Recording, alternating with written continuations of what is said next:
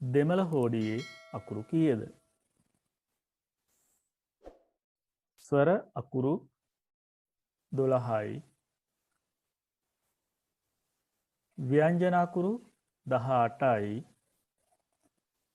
පිල්ලම් අකුරු 216යි. ආයුධ අකුරු 1යි.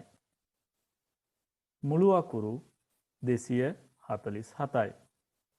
ස්වර 12යි, ව්‍යංජන 18යි, පිල්ලම් අකුරු 216යි, ආයුධ අකුරු 1යි. එකතුව 247යි. දෙමළ හෝඩියේ අකුරු 247ක් තියෙනවා. නොමිලේ දෙමළ ඉගෙන ගන්න මගේ දෙමළ පන්තිය.